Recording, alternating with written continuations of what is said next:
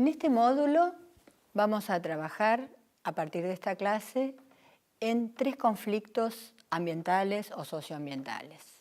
Particularmente se dan en la región de América Latina, como estamos trabajando, y teniendo en cuenta lo que estuvimos trabajando en la clase anterior acerca de las cuestiones teóricas, donde tuvimos en cuenta los criterios y las diferencias conceptuales para definir y diferenciar tanto los conflictos ambientales como los socioambientales, y fundamentalmente teniendo en cuenta el análisis de cuáles son las relaciones causales que pueden considerarse para explicar y entender el alcance de estos conflictos. En este sentido, vamos a trabajar sobre 3 casos. El primero va a incluir el caso de la minería en el Perú, conflictos ambientales sobre minería en el Perú. El segundo caso va a hacer referencia al conflicto de fábricas de pasteras o fábricas de pasta de celulosa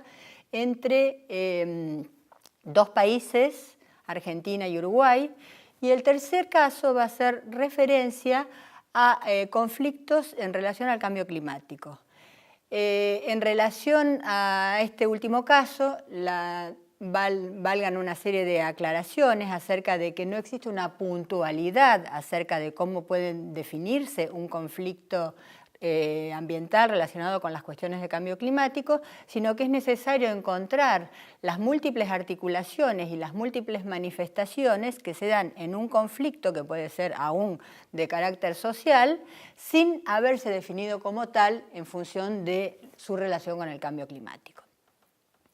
Para ello les aconsejamos obviamente leer el material que tenemos diferenciado y ya pronto damos inicio a el desarrollo de cada uno de los casos.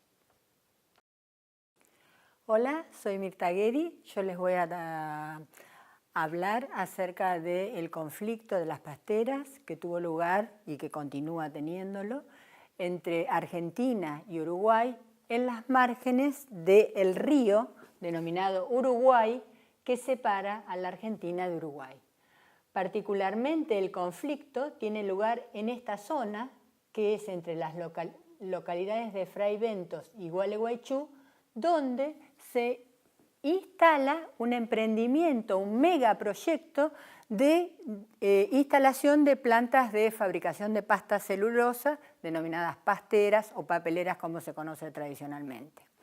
Las características de este conflicto tienen que ver con el uso del río, ya que es un recurso hídrico compartido entre ambos países, para lo cual existe institucionalmente toda una serie de normativas acerca del uso, los permisos y los acuerdos que deben ser considerados para tomar decisiones en materia de uso del territorio, así como de los recursos que hacen al curso del agua. Sin embargo, el problema en cuestión tiene que ver con la instalación de estos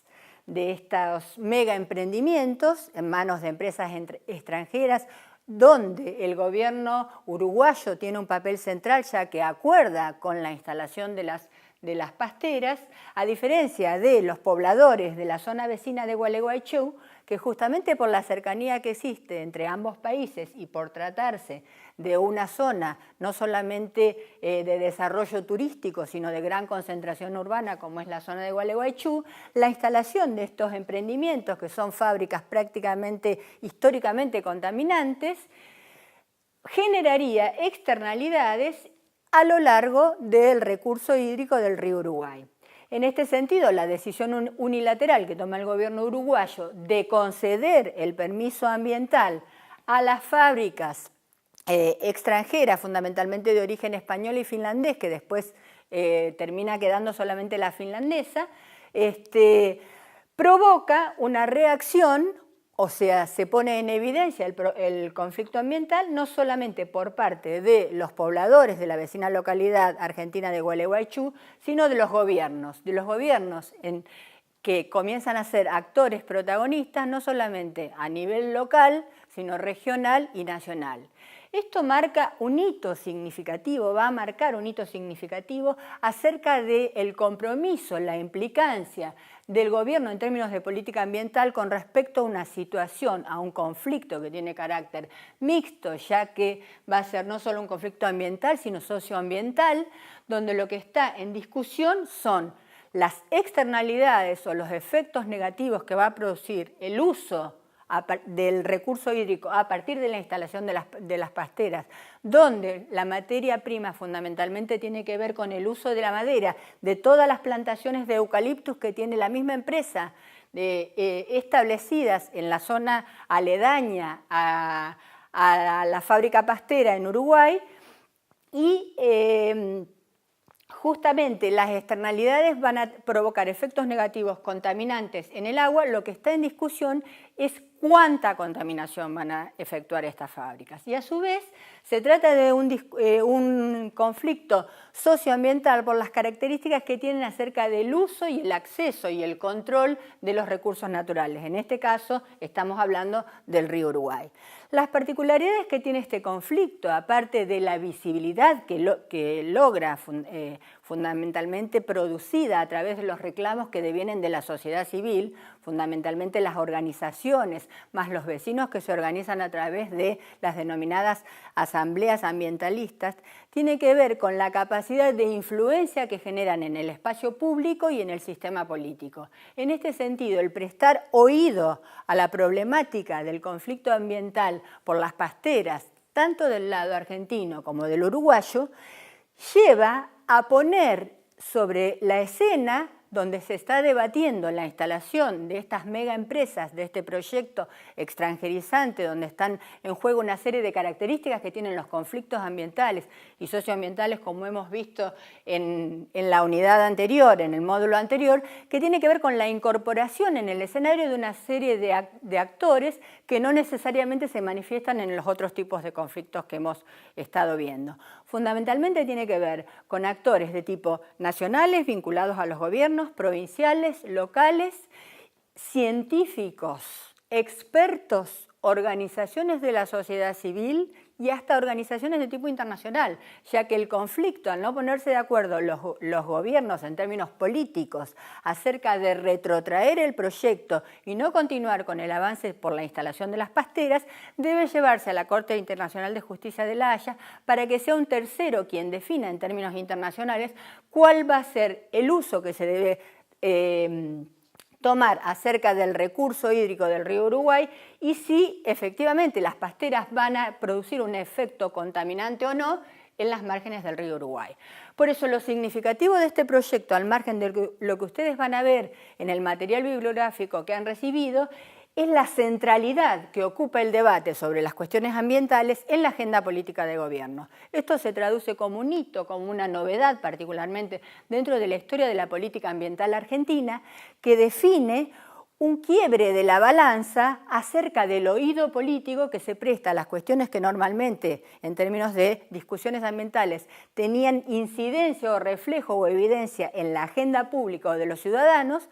a la incorporación en la agenda de gobierno. Esto es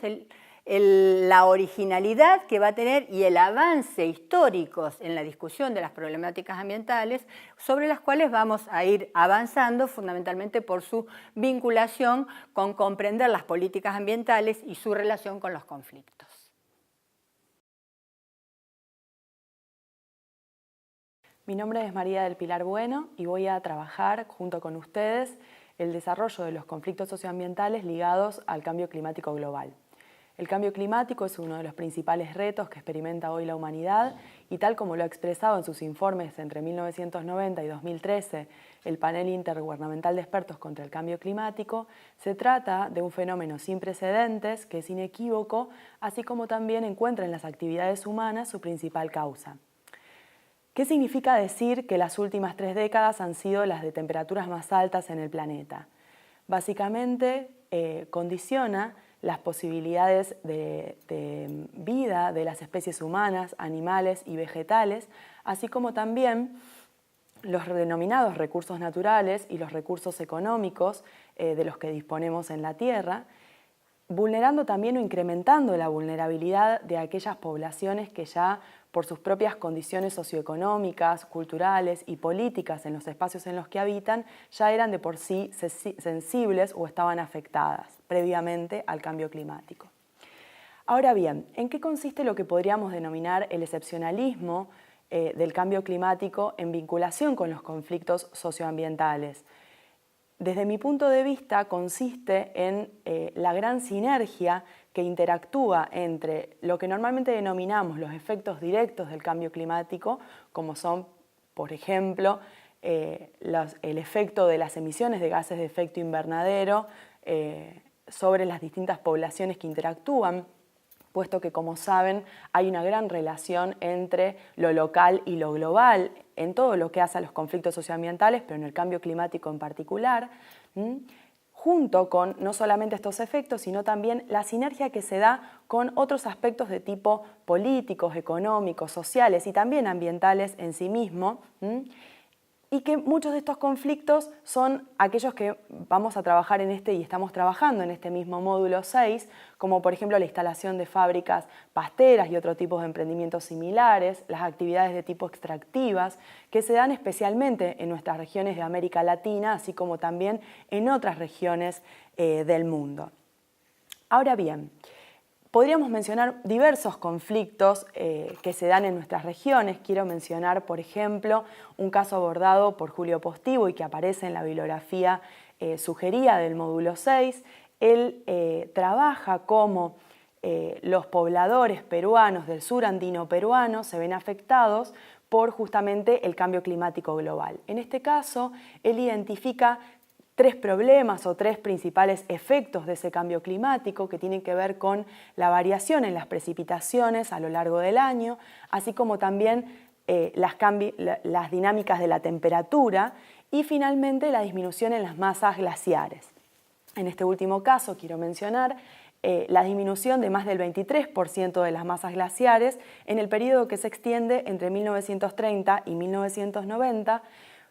siendo además que esto se ve, digamos, profundizado por el hecho de que algunas de las actividades extractivas que generan mayor disminución, o sea, que profundizan este fenómeno, se dan a partir justamente de 1990, en el que no estamos mencionando el dato de la disminución glaciar. Teniendo en cuenta esta cuestión,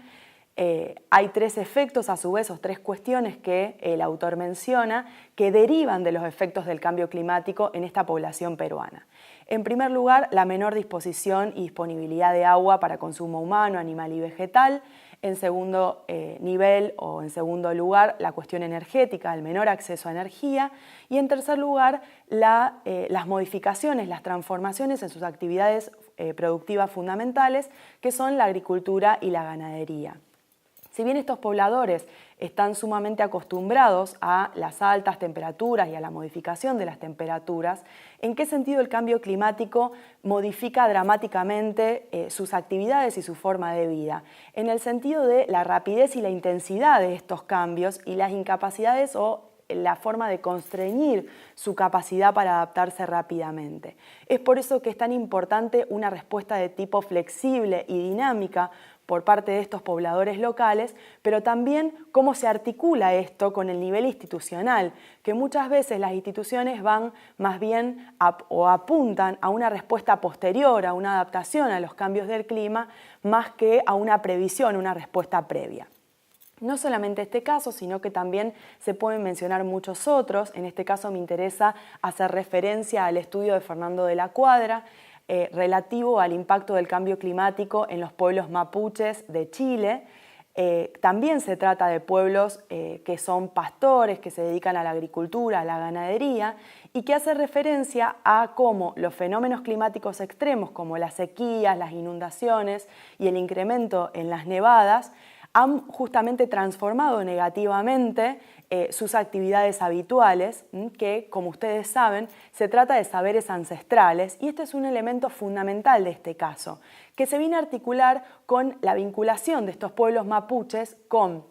el Estado chileno y con el sector privado, que normalmente han venido teniendo desde hace décadas un discurso más proclive a la defensa del derecho constitucional a la propiedad privada en detrimento de los derechos de los pueblos mapuches, así como también la defensa de los beneficios colectivos que las grandes obras de infraestructura, las obras forestales, generan sobre toda la población chilena, además del pueblo mapuche, siendo que esto en muchos casos contraría los derechos y los intereses de estos pueblos. Como para finalizar, Y como les digo, habría muchos casos que podríamos mencionar, pero creo que todos ellos, o la mayoría de ellos, coinciden no solamente en la puja entre esos derechos, esos intereses entre diversos actores que se manifiestan en términos conflictivos, sino también en la colisión que se da entre las distintas visiones y cosmovisiones y experiencias de la vinculación de estos pueblos con los espacios que habitan. Y esto es uno de los elementos fundamentales en ese binomio sociedad-naturaleza que venimos abordando a lo largo de todos los módulos de este curso virtual de Claxo.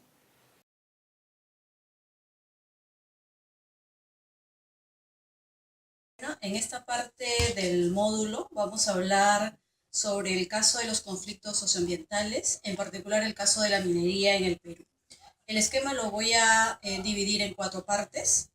Primero vamos a hablar del crecimiento económico y los niveles de pobreza, el escenario donde se desarrollan esos conflictos. En la segunda parte, la reacción frente a ese crecimiento económico. Luego, las características de los conflictos socioambientales y finalmente los actores que intervienen en el conflicto. Como ya sabemos, el crecimiento económico en el Perú en los últimos años viene mostrando un crecimiento sostenido, aproximadamente de 5% al año, y esto básicamente impulsado por la inversión privada y en particular por la expansión de la industria minera. El dinamismo de ese sector empieza en la década de los 90, cuando se implementan las reformas neoliberales del Consenso de Washington. Y ahí, digamos, para poder promover la inversión privada, el Estado declara de interés nacional la promoción de inversión en la actividad minera, para lo cual tuvo que adecuar mucha de la normativa en términos de estabilidad tributaria, cambiaria y administrativa. La inversión minera en estos años creció de manera sostenida. Desde el 2000 hasta el 2011 se multiplicó en casi 7 veces, alcanzando un poco más de $7.000 millones, lo que representa la quinta parte de la inversión total en el país. Las concesiones mineras también siguieron el mismo dinamismo. En el año 1991, las concesiones representaban un poco más de 2 millones de hectáreas y en el 2012 más de 25 millones de hectáreas. Es decir, el 20% del territorio nacional estaba concesionado. Sin embargo, las concesiones son solo un acto administrativo mediante el cual el Estado otorga un derecho exclusivo en relación a los recursos naturales a un tercero para realizar posibles actos de exploración y explotación. Sin embargo, de acuerdo a la Dirección de Concesiones Mineras, solo el 9% del territorio, es decir, menos del 1% del territorio nacional, tiene actividad minera de exploración y el 0.3% de explotación. Otro dato interesante es que el crecimiento económico en el Perú ha estado acompañado también de una reducción en el nivel de pobreza, pero esta se concentra sobre todo en las zonas del ámbito rural, es decir, aún persisten estas poblaciones